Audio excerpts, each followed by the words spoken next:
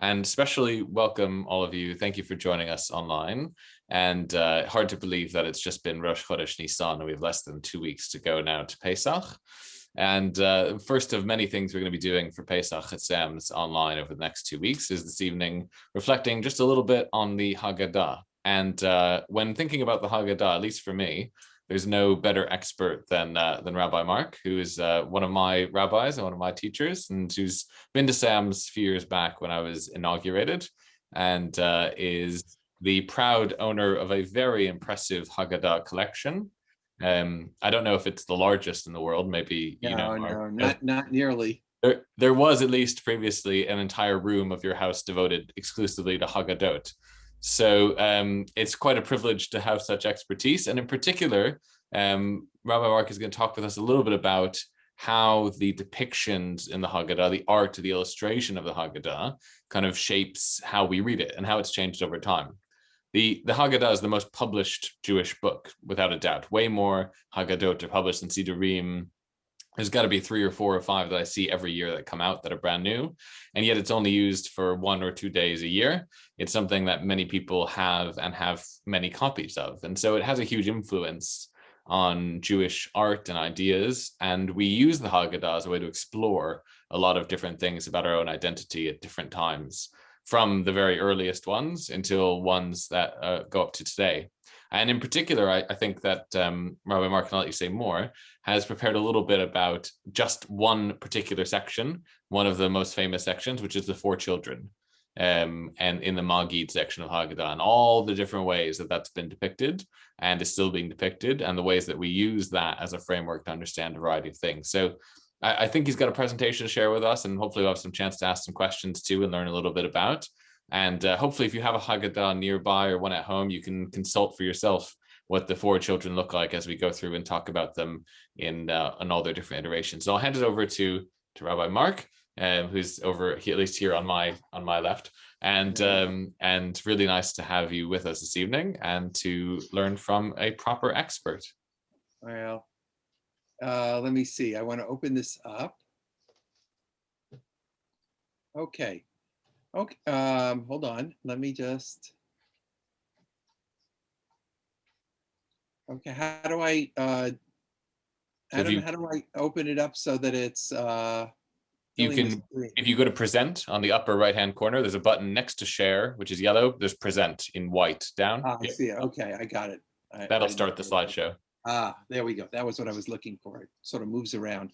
Well, it's wonderful to see all of you. I'm glad to be with you, and it's sort of mind-boggling. It's sort of blowing my mind that I'm probably 10,000 miles away, at least, and I'm teaching a class right now. It's still morning here. It's dinner time. It's about dinner time where you are, but here we are talking about Passover. So I love Passover. I don't know whether this is true in England, but in the United States there are non-Jews, Christians, who are so crazy about Christmas that basically their homes are decorated for Christmas all year long. So if you walk into your house, you'll see the decorations, and they have special dishes, and they have everything for Christmas. I'm sort of like that about Passover, and I've been like that for a very long time. As Rabbi Adam mentioned, we, in our house before I retired, we had a room that we fondly called the Haggadah room, which held about 1,600 Haggadot, right? It's been a bit of a problem downsizing, because I don't have enough room for them. I finally went out this week, or before, about 2 weeks ago, and I bought 2 more bookcases, but that doesn't even hold half of all of the Haggadot. There's still about another 20 boxes full of Haggadot that I haven't unpacked yet. I've been fascinated by this holiday because this is, as it was mentioned, this is the most read text in our tradition, and the most published text in our tradition. Everybody, even non-religious people, tend to have a Passover Haggadah somewhere, maybe the one that they had left over from when they went to religious school. But we have them, and often we have multiple copies, because literally on a yearly basis, new Haggadot are published. Not only that, but since the advent of the internet,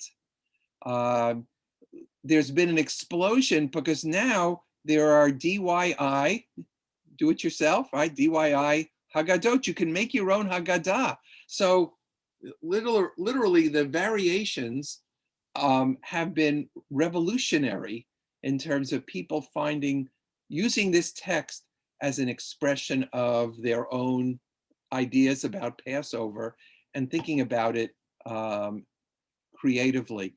So as Rabbi Adam mentioned, I'm going to focus specifically on the four sons, as they're sometimes called. Today, we're more likely to call them the four children, which is one short passage in the Passover Haggadah. It is a Midrash. I assume you've talked in classes about what Midrash is.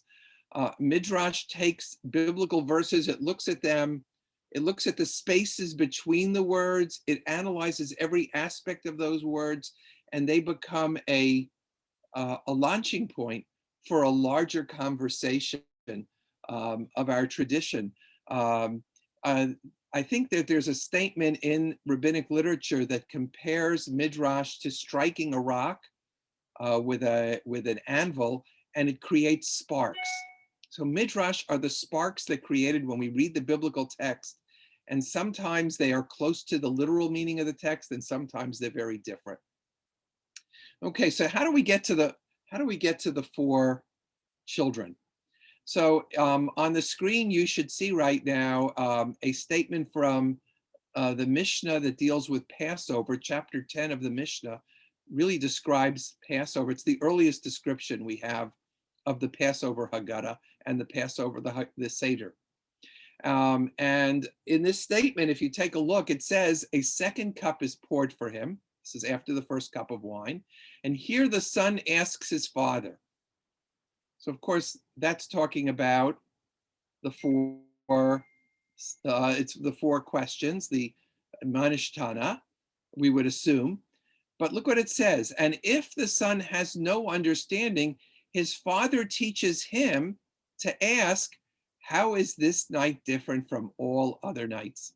So the first thing we note here is, and I'm not talking specifically about the four questions, but you need to notice this to understand where we're going. The four questions originally was not what a child asked the parent, but what a parent said to prompt their child so that they would ask other questions. In fact, one could translate Manishtana, Halayla Hazemi Kol Halaylot, as how different is this night from all other nights? Not a question, but as an exclamation. And then it says to us, according to the son's understanding, his father instructs him. And I think that that's the key line here. In other words, there is an understanding, a recognition in the Mishnah that every child, and I didn't change the translation here, it should say according to the child's understanding for us today, that there is a recognition that children learn differently. And when a parent addresses their child, they need to make sure to do so in a way that they're going to understand and engage them. And that really, for me, serves as sort of an entree to why we have this interesting Mishnah that deals with the four children. So without going into them in detail, as we look in the Torah, there are at least four statements in which we are told, tell your child the story of the Exodus. In three of those statements, some of this I'm sure is familiar to you, but I just sort of gives us the background. So bear with me. There is a question followed by an answer. And then in the fourth one, the last one at the bottom of the page, and you shall tell your child on that day, it is because what the Lord did for me when I went free from Egypt. We have a statement to tell the child the story, but there's no question. So these three questions and the one that has no question become the basis for the personality, for creating this personality of the four children. Interestingly, the answer in our Haggadah is not the same as the answer that we find in the Torah. The rabbis came up with their own answers to these questions. That ought to tell us that the rabbis are giving us permission for being a little bit creative and seeing beyond the literal text in order to talk about it. Okay, let's go on here. So we have these statement in our Haggadah, and I'm just going to briefly touch on it here. The four statements become paradigms for four different types of children: a chacham, a wise child; a rasha. I'm not going to translate that quite yet. That's a difficult. There is no parent in this group, I am sure, who would call their child a rasha, except in a fit of anger, because sometimes children do that to us. But so what does it mean to say a child is wicked? Or is it contrary? What exactly does that mean? But that's an interesting question. And the Haggadah gives us only one of the many possible answers for that. We have the simple child, right? Tam. Again, not an obvious question. It's interesting that in the Jerusalem Talmud, this child is not called a tam, he's called a tipesh, which could be translated as a fool or stupid. It's a really not nice term. Rabbi, how would you translate it? Yeah, I mean, it's probably stupid, but it's not a word I'd use in Hebrew or No, English. yeah. Today we use it in the sense of a fool, foolish, but it really has it has a negative connotation. Yeah. And finally, we have she'eino yodea lishol, which I would translate differently. In most Haggadahs, it's translated for the one who does not know how to ask. But in fact, literally what it says is the one who doesn't know to ask questions. There's a level of engagement at which a person knows that he can ask questions. But, you know, how often have we as rabbis met people along the way who are just afraid to ask questions? They don't know whether it's proper to even ask a question. So I don't know if this is cognitive or it's just simply that this person is outside of the normal engagement that we have with our tradition. The whole question here of whether we should be labeling anyone is really a very serious question. This quote from Matan really raises the issue, and it says, advocates for children with learning differences or anyone with special needs often talk about people first language. For example, we talk about a child with autism, but not an autistic child, or we refer to a child with learning disabilities, and we shouldn't refer to them as learning disabled, right? So we're really troubled. We ought to be troubled by this whole idea that we are labeling these children, and that truthfully, most of us have many different labels. If we're going to talk about labels, we have many different ways that we could be described. When we peg someone into a corner by saying they are slow, or even calling them wise, automatically puts them in a spot where it's very hard for them. It's very hard for them to get out of that spot. So it raises some really serious issues. The good news is that as we begin looking at the art of the Haggadah, we realize that the rabbis thought about these, and Jews throughout the ages, this is not the rabbis actually, the illustrations, thought about these people in really diverse ways. So I'm going all the way back to the 14th century to an illuminated manuscript that's called the Ryland Haggadah. I believe that this Haggadah, I'm not sure if this one or the Ashkenazi Haggadah that we're going to look at is actually at the British Museum. But it's interesting that the one part of the Haggadah that consistently was illustrated throughout the ages were the four children. And it tells us something as we look at the illustrations.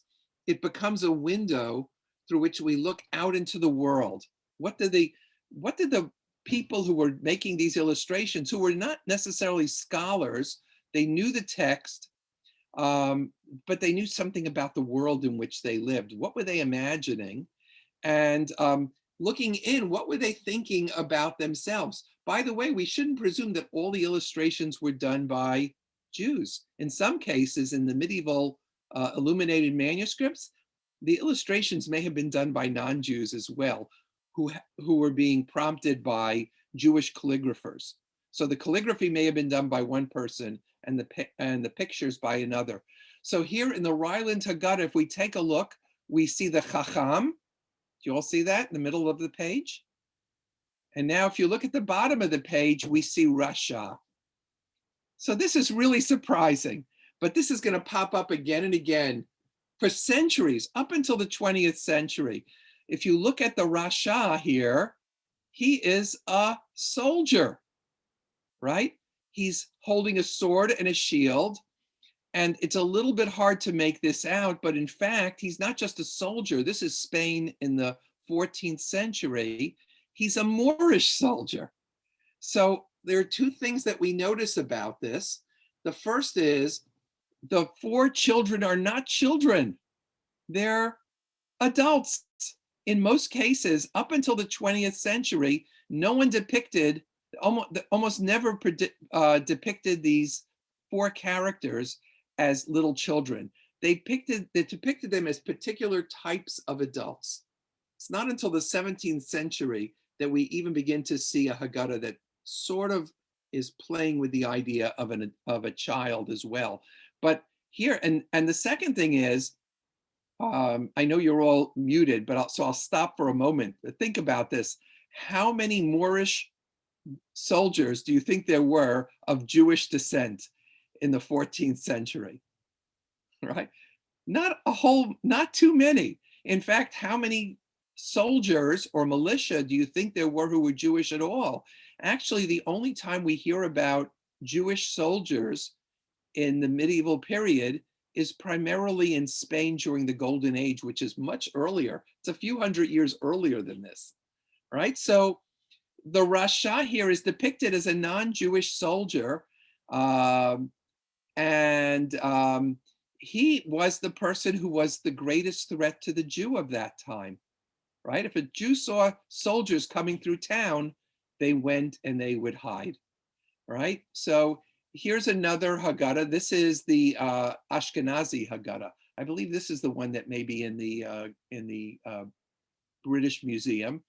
And it's been slightly discolored, but as you look at the soldier, you can make out that he is wearing a suit of armor. So unlike the Moorish soldier, he's dressed, this was a Haggadah from Germany, and he is dressed like a German soldier wearing a knight's outfit.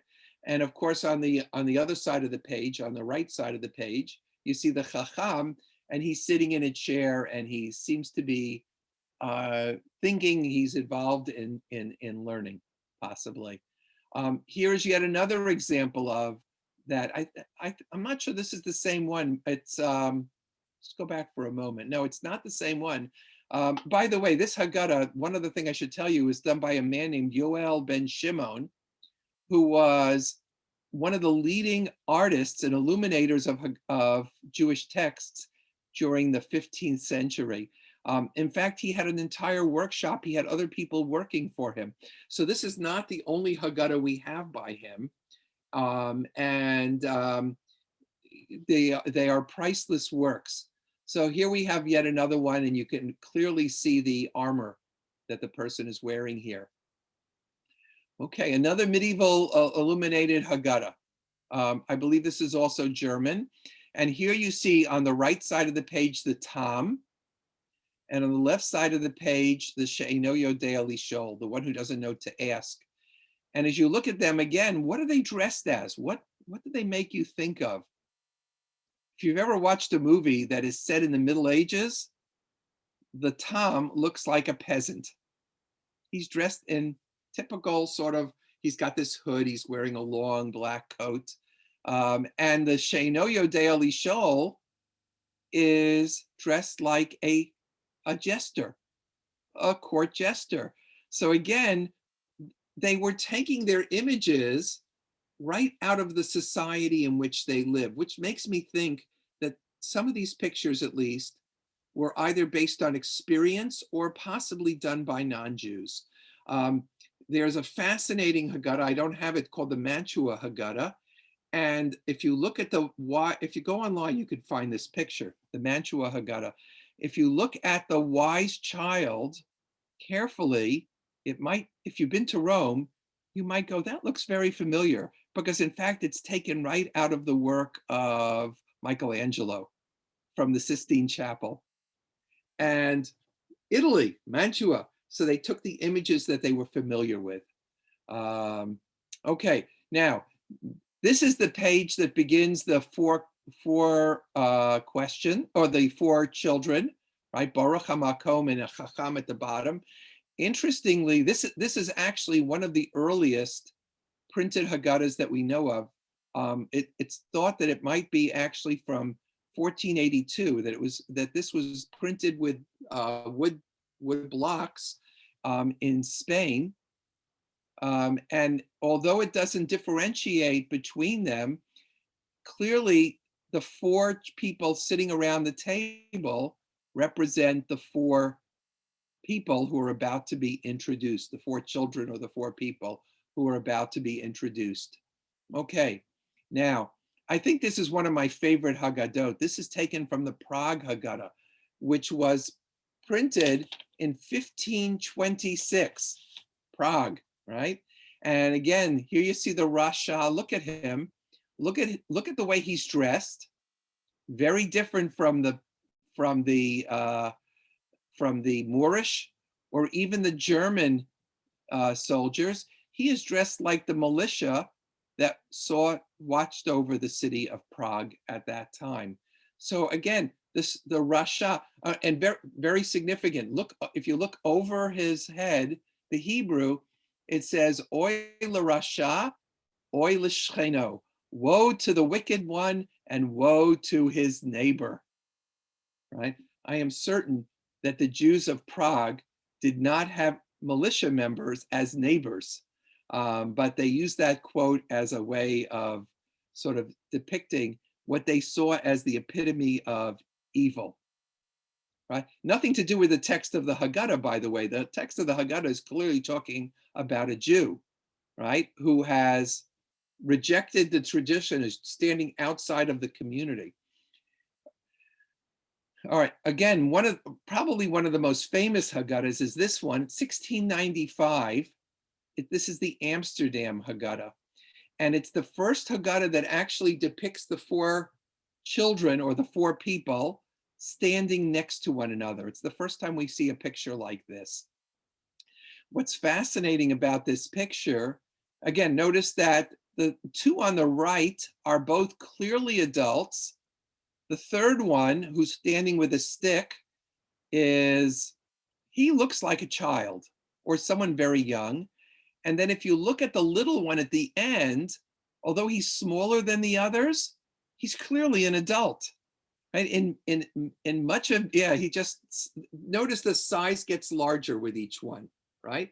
We've got the She'eino Yodea Lishol, the Tam, the Rasha.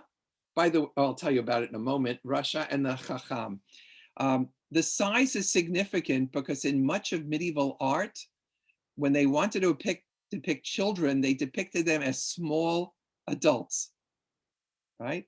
And then they get larger. As they get larger, the picture doesn't change, but the person does. So in this one, we actually do have one that appears to be a youthful person, but the size, I think, is probably reflective that it's saying that these are all stages in life. The Chacham looks like a sage of some sort, not necessarily a Jewish one, but the Rasha in this case is dressed in what appears to be sort of Roman garb, but this is actually taken from another lithograph or print, which was done by Matthias Merian, and it's actually a picture of Hannibal. What's interesting about these four pictures, and all the pictures in this Haggadah, including the first Hebrew map of the land of Israel, is that they were done by a man named Abraham, who called himself Abraham ben Yaakov. He was a convert to Judaism. And not just a convert, he started out as a Lutheran minister. He fled when he became convinced that Judaism was the correct religion. He fled from Germany. He moved to Amsterdam, which was known to be a city that was much more tolerant, and he became Jewish. So he now no longer had a career. He had to take up a new calling, and he became a printer. So many of his pictures are actually borrowed from other contemporary artists at that time. But again, the soldier is still there. And now we move into the 20th century.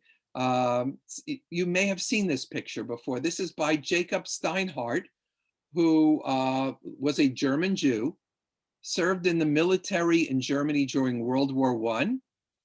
And in 1933, he moved to Israel, and he became one of the instructors at the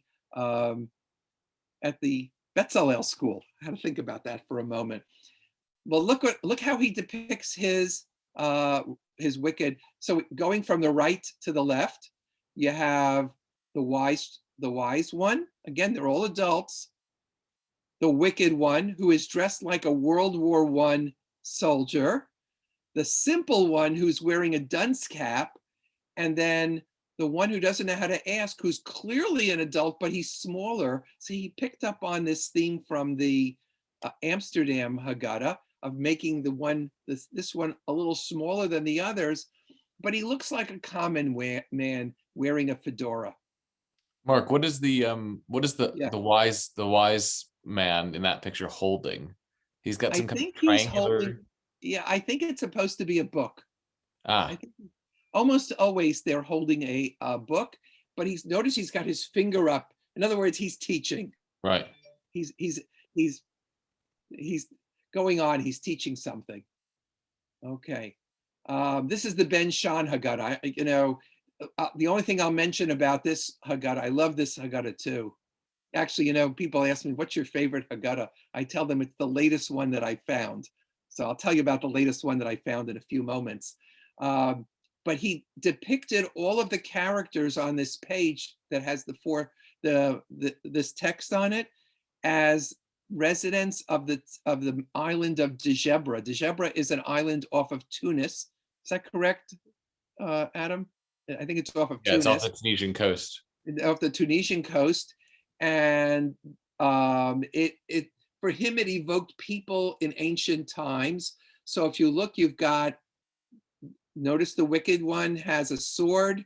The simple one is standing next to him. He's smaller, and he looks just like the one who is in the Amsterdam Haggadah. And up in the left-hand corner, you've got the wise child. And in the bottom left-hand corner, you have the one who doesn't know how to ask. Agam. Wait, go back. Right? Go back. Who are the other people in that picture, though? You know what? I think it was just about filling in the space. I don't know that they have any significance, but the four are in a column, clearly are the four children. Yeah. I'm open for suggestions. It's just interesting. There appears to be three others. Yes, there are. The guy who looks drunk, the guy who's kind of eating something, I don't know, in the middle, and then the guy behind you can't really see, who's covering his eyes and holding out his hand or something. Yeah.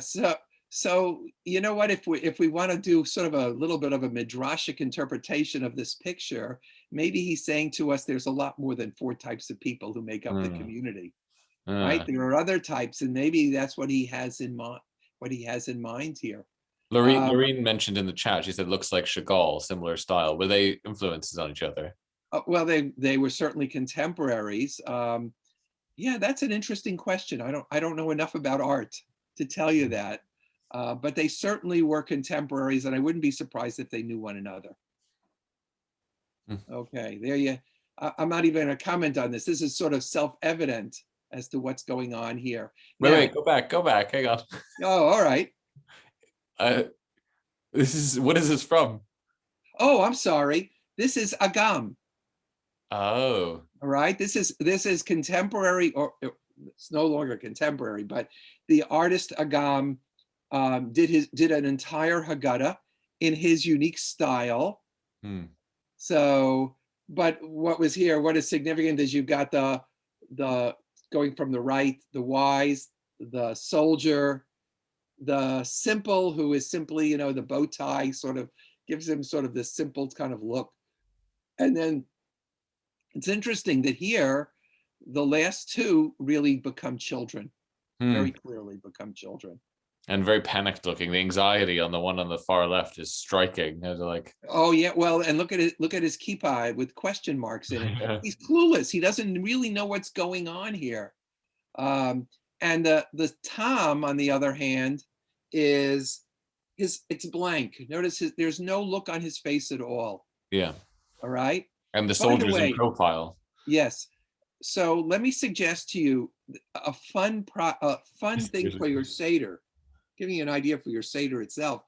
A lot of these pictures can be found online.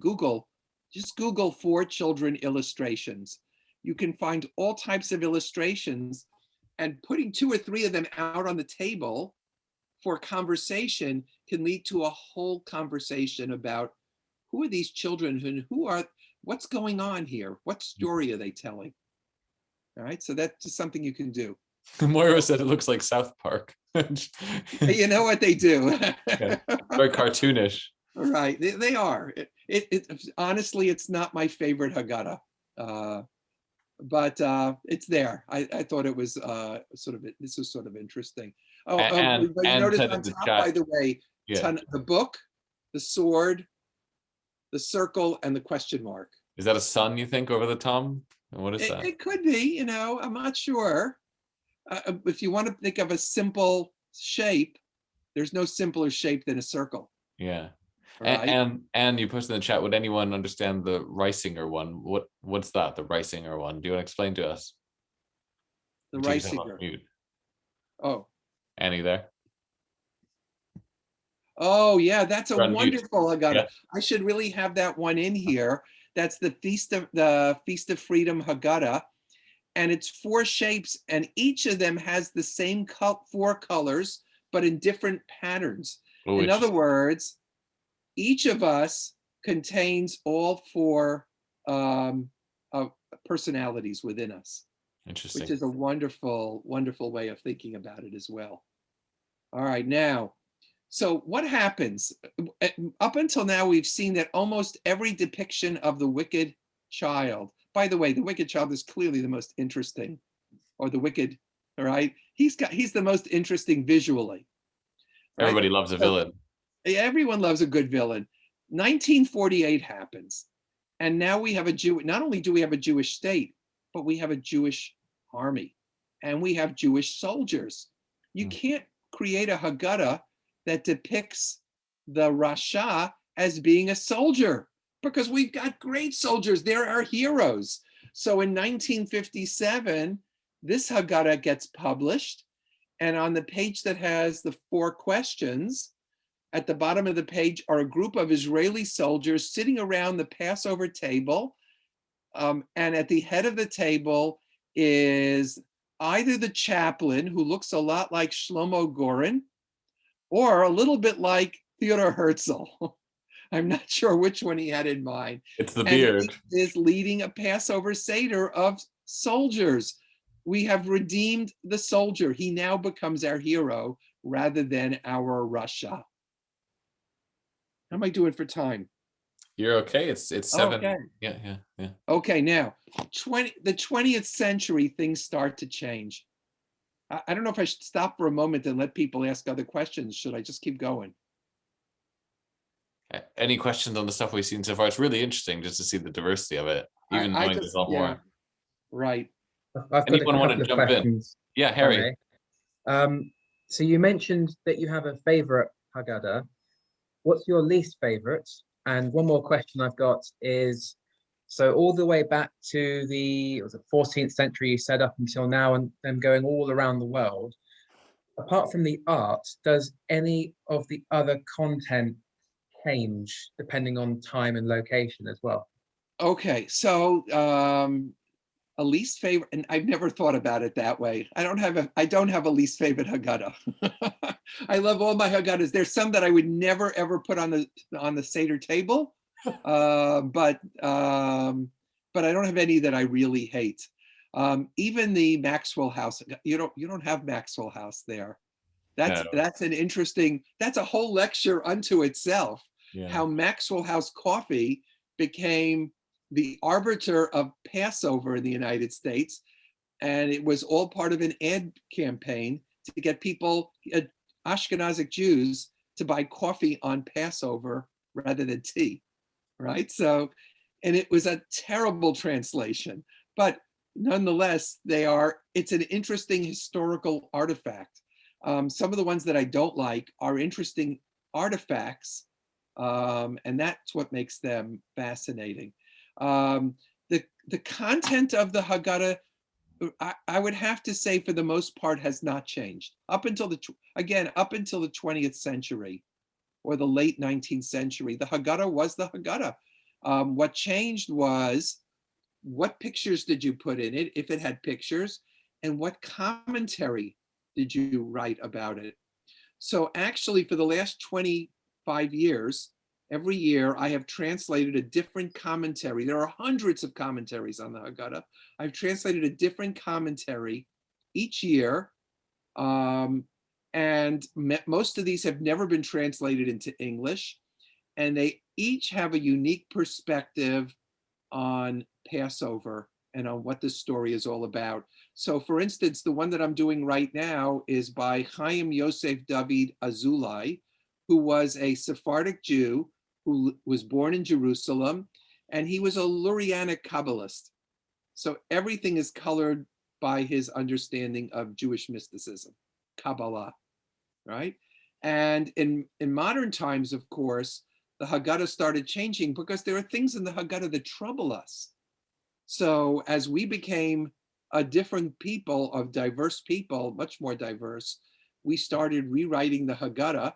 And by the way, the Feast of Freedom is a good example of that. There's some significant changes, very effective ones, but it's not the traditional text completely, although it looks like it. All right, so those are the two things that have changed throughout the ages.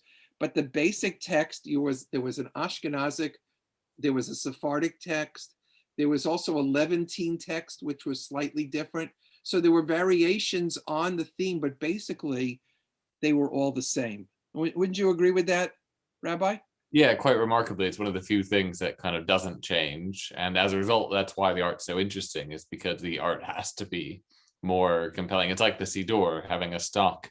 The Siddur changes a lot more, actually, but having a set thing that everyone uses requires that people then spin it in different ways, which is what we're seeing, really. And it's really interesting to see what you can do with the same text. It's often a challenge for artists, right? Artist collectives will say everyone has to do something where they use this picture. It's a collage competition. Use this picture, make it into a collage.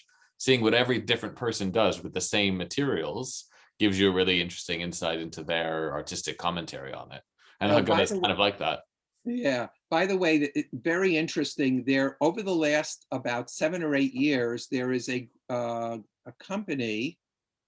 Well, I don't know the name of the company, but the name of the Haggadah, they did a project. Every year they create a new Haggadah. It's called the Asufa Haggadah. Yeah. And what they do is they ask graphic artists to create one page or a double page in the Haggadah. So a group, every page is done by a different artist. And the only rule is they must stick to the traditional text. But every year they create a new Haggadah where the graphics are radically different from one another. It's and amazing. They started this around 2014, and they continue to do this every year. They're really interesting. You can find them online, by the way. I think you can get them in Amazon. Yeah, you can. It's mostly it's all Hebrew, but there's someone who makes a Hebrew English version every year as well. Right. Yes. Yeah. But they're exquisite to look at. They're really interesting illustrations, even without the English there. Okay. This illustration is from a Haggadah. Hang on a second. Who was that? Yes. Yeah. Rosa, was that you? Yeah. Yeah. Do you mind if I ask a quick question? Oh, yeah, no, I'm sorry. I just noticed something, and I thought maybe you can tell me what you think about it. I noticed in a lot of the illustrations that you showed, there are no, not really Jewish symbols. So they don't necessarily wear kippah, and the women not necessarily wearing hair cover. I was just wondering what you think about that. It's a really interesting, I mean, there's a PhD, it's probably been written actually. There's a whole PhD that could be written about the anthropology that's reflected in these pictures. And I suspect that some of our practices have changed over time. So the other thing is, though, remember that the pictures may have been done by non-Jews in some cases. And they might not be as sensitive to making sure that the Jewish ritual items appear in them. Interestingly, there is a Haggadah that was done in Latin by the Lutherans. They were interested in biblical Hebrew, so they translated the Haggadah into Latin, and they illustrated it, and it has all the ritual items correct. So that one, you know, they were knowledgeable, but the people doing the pictures weren't necessarily so knowledgeable, so they weren't so careful about those things. There are others. I'm not sure that I focused on those. Look at this. If you look at this next picture, though, you'll see the ritual objects do appear in this picture, right? Including a cigar, it seems. Yes. So I love this picture because this is about 1908. This illustration. And it tells the whole story of what Jewish life in America was like at this point in time. The mass immigration of Jews into North America, and parents often did not adapt the way their children did. So in this case, we see mom and dad in the middle of the picture, right, who look like something out of the Bible, right? Actually, dad is wearing a kittel, right? And they're sitting there passively, and the person sitting at the head of the table, can someone tell me which of the four sons is that? Rasha. Yeah, he's the Rasha. He's smoking a cigar. He's sitting at the head of the table. Dad should be sitting at the head of the table. He's smoking a cigar and puffing smoke out, and he's lecturing his father. He's the one who's got his finger up, telling his father it's time to become part of the modern world. And he's leaning back on his chair, right? So he has no respect for what's going on there. But notice the soldier has disappeared, and now wicked becomes an issue of assimilation. And then at the end of the table in the left-hand corner, we see the wise child who's been relegated to the side. He's wearing a kittel, and he seems to be reading the Haggadah to himself, right? And then in the front, we're seeing them by their back, the simple and the one who doesn't know to ask, they are both looking at the wicked child, and they're listening very carefully to everything he has to say. Not only that, but the one, and I think that's the one who doesn't know how to ask, is actually playing with the holiday candles. Right? So there's a whole story about where Jews were at this point in time. This is called the Holocaust Haggadah. And it was done, I believe, in the 1960s. I'm not sure. Don't quote me about that. I don't remember the exact date of it. But there are no people depicted in this Haggadah on purpose. Right? It's the traditional text, but it's a reminder of the Holocaust, and therefore the people are absent. So on this page with the Chacham, Rasha, Tam, and Shedo Yodei Lishol, there are four books, excuse me, one with Hebrew writing in it, one that is burning up, one that's empty, and one that has been closed. There you see it closer up. It's a beautiful very powerful. Yeah. Right, it's a very powerful illustration. And here is a Haggadah which has the jarring name, the Haggadah de Hitler, the Hitler Haggadah. So this was actually this year. Yeah. Right. This is my favorite Haggadah. It just it's came your newest out. one. Right. And in this Haggadah, it was written in Judeo-Arabic. faithfully follows the text of the Haggadah, but it completely rewrites it. And it's about the invasion of the Allied invasion into North Africa. It was written in Morocco, and it's about the Allied invasion into North Africa to stop Rommel. And so when it comes to the four children, the Rasha is obviously Hitler. The Chacham are the British. There you go, folks. All right. Woo. The Tam is the Americans, and the one who doesn't know to ask is Mussolini. Right. Right. And the entire thing is rewritten in those. It follows the order of the Seder and the Magid perfectly, except everything is rewritten. And instead of Rabbi Yossi, Rabbi Montgomery is quoted. Right, so it brings in all of the military leaders. De Gaulle is, I mean, this was Morocco, so Tangier, Morocco. De Gaulle is the hero, is one of the heroes in this Haggadah. Just take a look. I'm going to go on a little bit quicker because I want to make sure to get to. There, you know the Marx brothers. How about the Marx brothers as the four children? Right. This is called the Geismer Haggadah. This is from the 1920s also.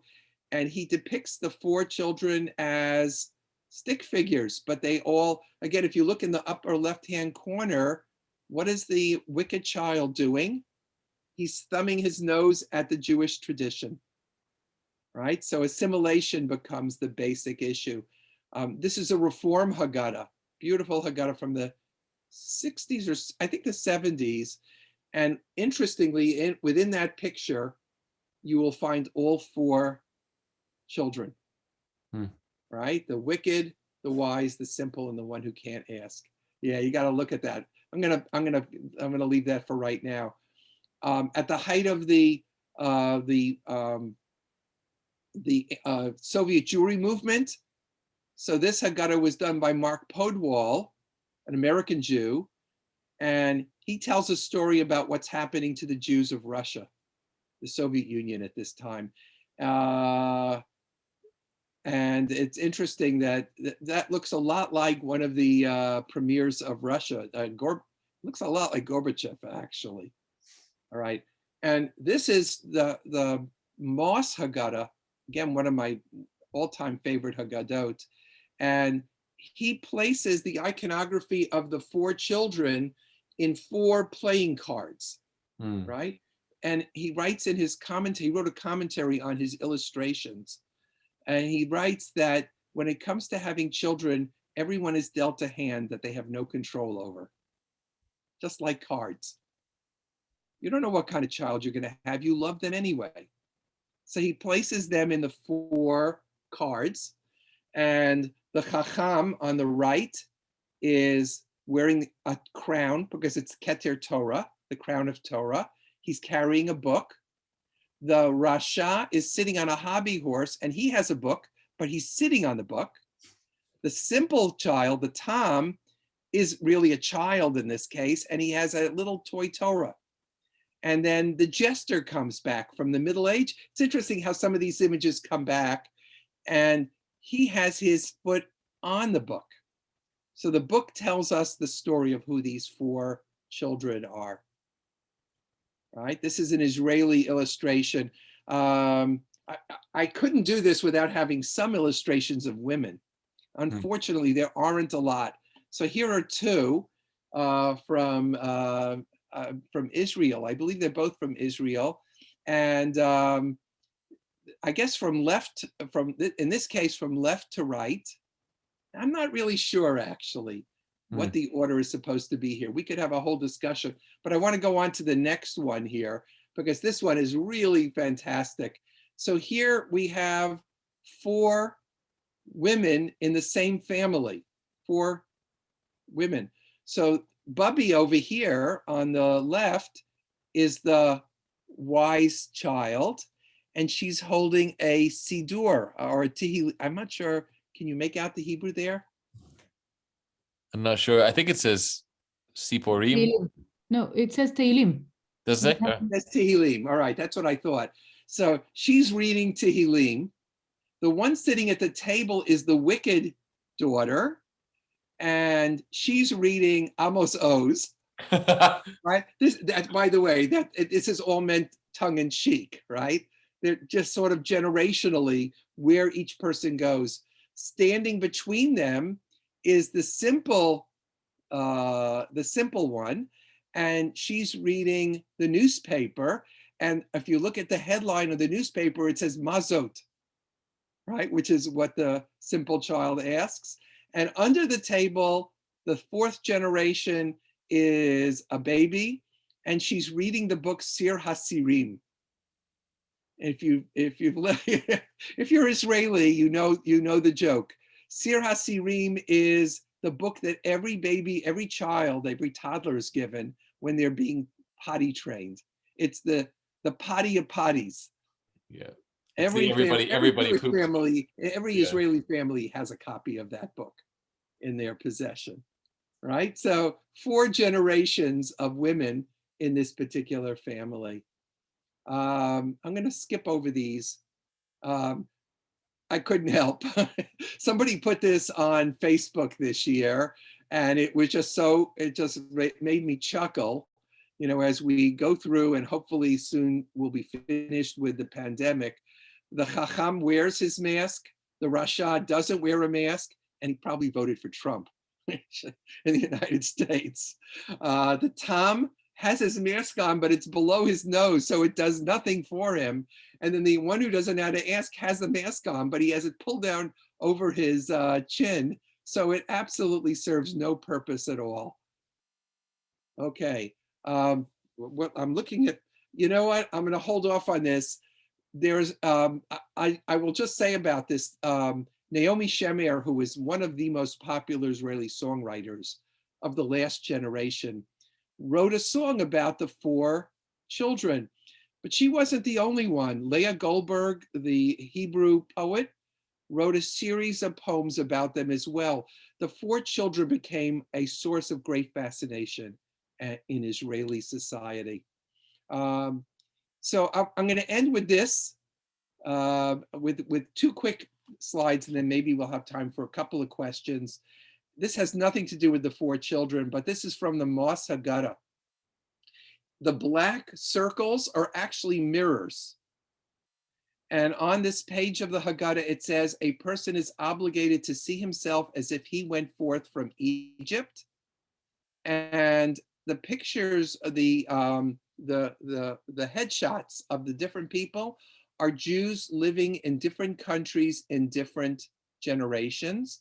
And as you look at the picture, you not only see them, but you see yourself in the Passover Haggadah.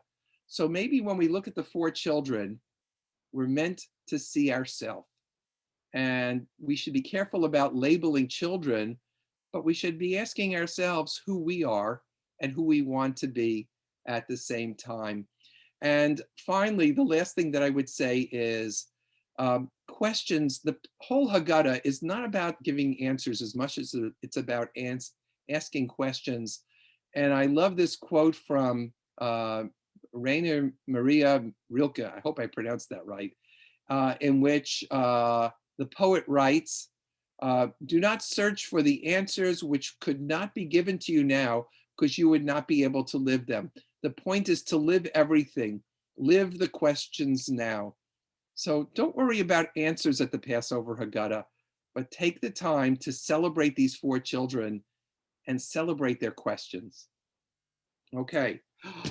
Well, talk about celebrating questions. Well done. Thank you, Mark. If you want to take off screen sharing so we can see each other. All right, let me figure out how to do this. Talk about celebrating questions. I think there's lots of questions that that creates as well. And I wonder if anyone has questions now. If you do, please feel free to take yourself off mute and give us a shout. And a huge thank you to Mark for taking us through that. There's a lot of different wonderful and fascinating pictures, and there's so many more. Thank you. 1600 Haggadah. Right. Doreen, did you have a question? Yes, I did. It was just the German Jewish one. The calligraphy is just like, I've got a scroll that came from my grandfather who was German Jewish. I just wondered with the calligraphy, does it sort of would it have been a style in that area over a certain time? It might very well be. And in fact, your rabbi knows more about calligraphy than I do, but there are different styles of calligraphy. And there was a unique style that was used in Germany. And actually, you may have noticed that that style in the German Haggadah is also used in the Prague Haggadah, right? That seems to be where it came from.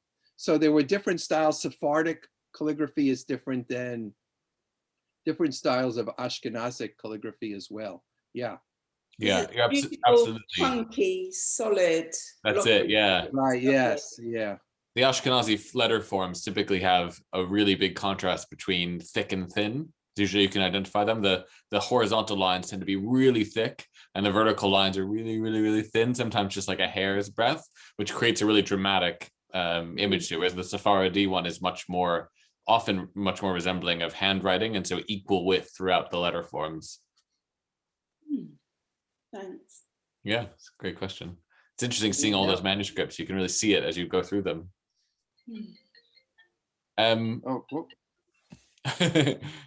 Right. That was Daniel. There you go. Can I make most of the not most, I'd say probably 70% of the Haggadah held at the British Library are actually Sephardi ones. That's surprising for some reason. That may be. Yeah. I think it's to do with money. They had the money to buy them. Yeah, that may very well be, yes. Yeah. The largest collection, and the Jewish Theological Seminary has some, and probably the largest collection of Haggadot is at the Israel Museum. It's not the Israel Museum, but at the National Library, apparently has the largest collection. But I started collecting when I served as I worked in the library at the seminary. And one day I wandered up an aisle and there were literally hundreds and hundreds of Haggadot. And I just got really excited about that. And that started me on my hobby of collecting around the world. And here we are now, a room full of Haggadot. Anyone else? And here we are there. Right. Well, okay. Thank you so much. So thank you so much for this opportunity. It's really a privilege to have you with us from across the ocean and then some, and really good to have a little and very soft and casual introduction to Pesach. Remind us to take a look at our Haggadot long before the Seder and spend some time with them and have a thought about it, because there's a lot to see there. And hopefully you have some that you can now take a look at and see what the 4 children look like in yours, and have something to discuss and to think about at your own Starim as well, because every one of them is different. And I'm going to go check the Asufa ones. Actually, I have a couple of them from the last few years, and I'm curious what each of those artists did, because there's a lot to do. And if you ever have any questions about Haggadot or commentaries on it, Mark is the person to ask, and I know really enjoys answering them. So very happy to pass those on. And thank you again to Rabbi Mark for being with us this evening. I will pass on that my 4 children's Haggadah that I did to you, so you can share it. But I should also mention that if you subscribe to Sefaria, which if you have an account on Sefaria, many of my commentaries that I've translated are actually there. That's brilliant. We've put them on there, so they're available to everybody. That's really good. Digitization, paving the way. Absolutely. Mm-hmm. Adam, can you put those links on the Facebook page? Yeah, I will, absolutely. I'll Thank share you. those and good preparation for the next 2 weeks to be reflecting on. So Too busy cleaning. there's time for both.